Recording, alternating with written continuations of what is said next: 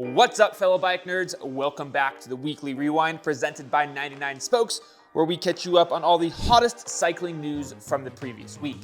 This time around, we've got some awesome trickle-down tech, a few sweet new bikes, and more.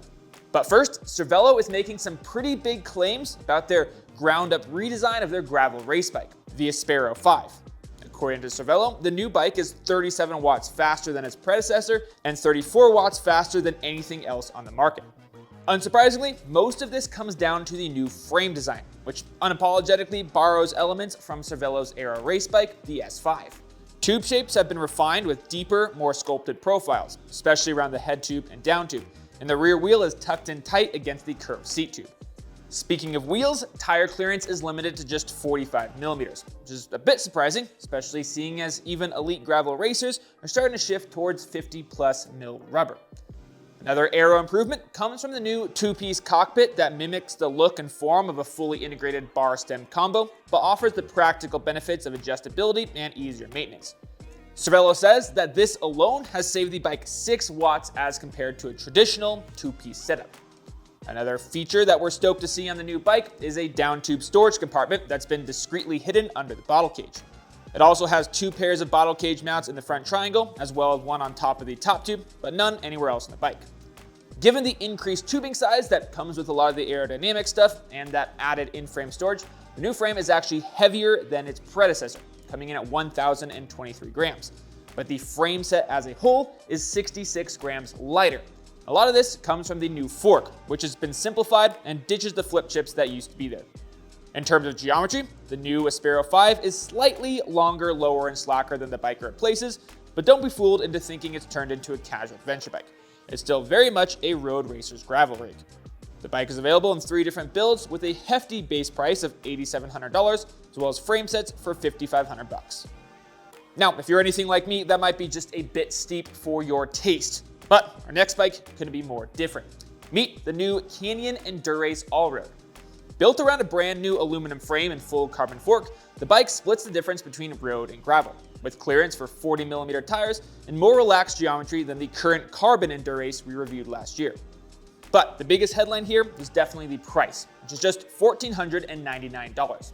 Now, I realize that is by no means chump change, but it's a pretty impressive value for what you get. For starters, it's spec'd with Shimano's new drop bar 2x10 Qs drivetrain, some pretty decent wheels and tires, and all the modern standards you'd expect to find on much more expensive bikes.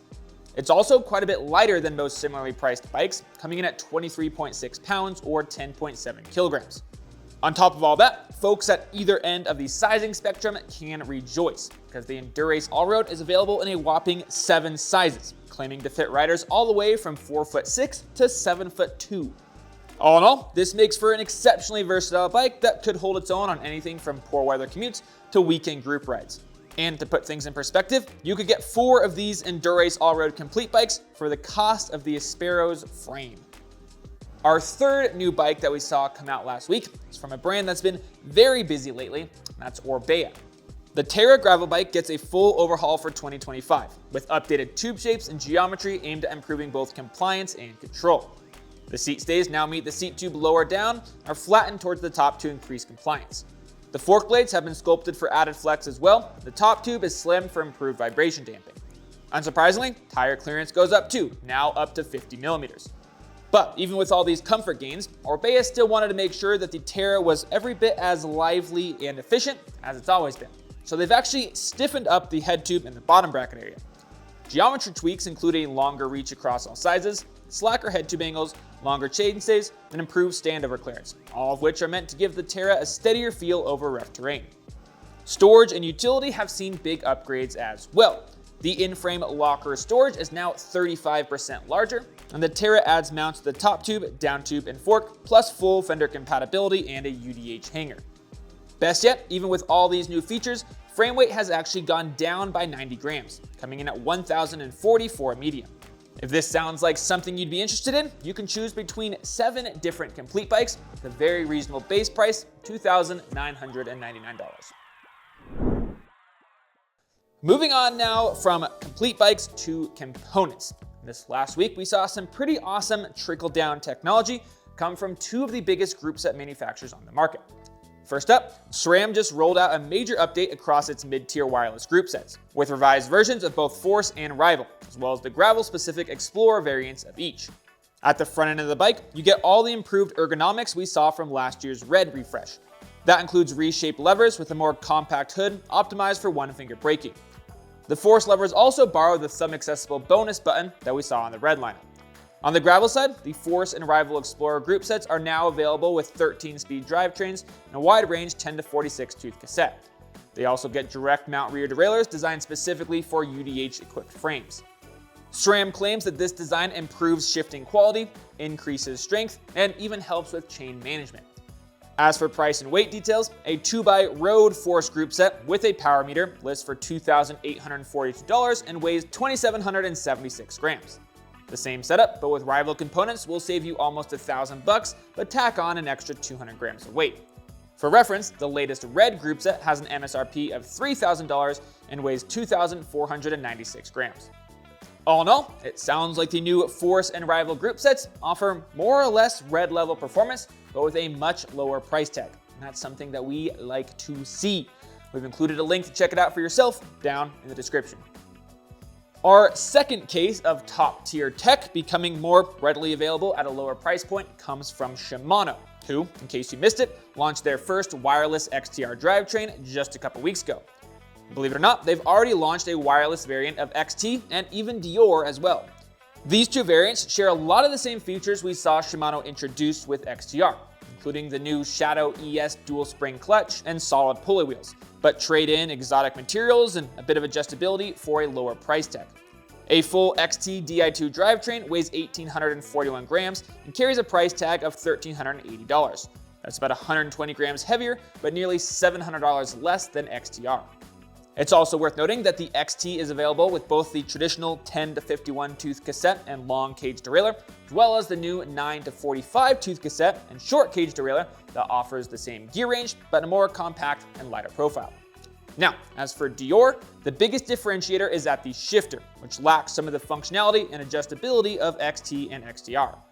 Unlike the higher end group sets, Shimano hasn't released a weight of this Deore drivetrain, but they have given us, of course, a price.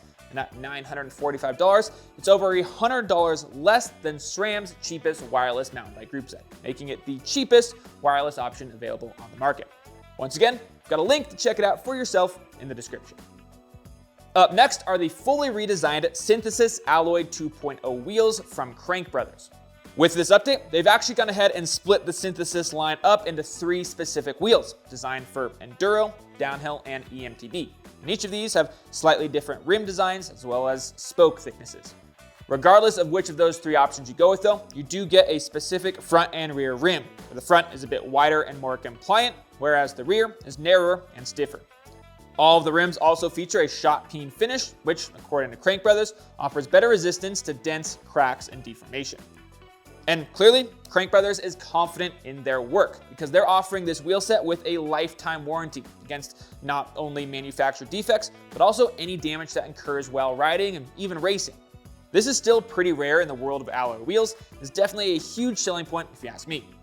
Weight-wise, a 29-inch enduro wheel set comes in at just over 2,000 grams, which is right about average for most alloy wheels. Pricing is also competitive, especially for a wheel set with a lifetime warranty. You can get the V2 Synthesis in either a black or silver finish with Crankbrothers in-house hubs for $700, or upgrade to a pair of Industry 9 1-to-1 hubs for $900. Our final product highlight for this week is a new mountain bike specific cycling computer from Garmin. The Edge MTB features a rugged, glove-friendly design, swapping a touchscreen for 7 physical buttons around the edge of the device. What really sets it apart though are the mountain bike specific features and modes. For instance, you get dedicated data readouts for downhill, enduro, and trail riding, and all of them use 5Hz GPS tracking for super precise splits. It also comes with preloaded maps from Trailforks, which further enhances Garmin's Foresight mode, which automatically shows upcoming trail options with difficulty and direction at intersections. The 2.1-inch screen is definitely a good bit smaller than a lot of newer cycling computers we've seen come out, but it seems to be a good fit for the intended application.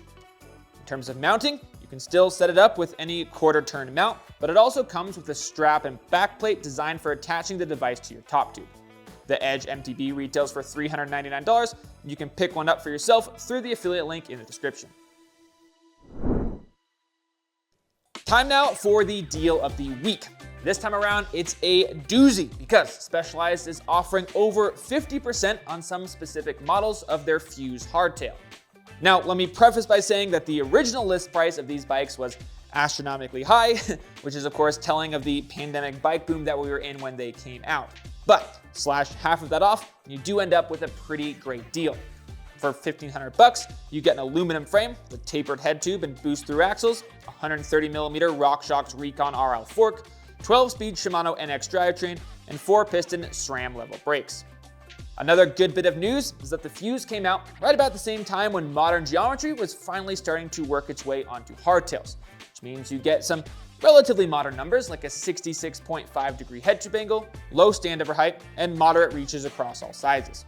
The only catch is that the bike is actually not available in stock from any Specialized warehouses where they can ship the bike to you, but their website does make it super easy to find where a specific size and color is located near you. I've left an affiliate link to the bike in the description, as well as a link to the 99 Spokes deal page, where we're constantly updating a list of the best complete bike deals on the market.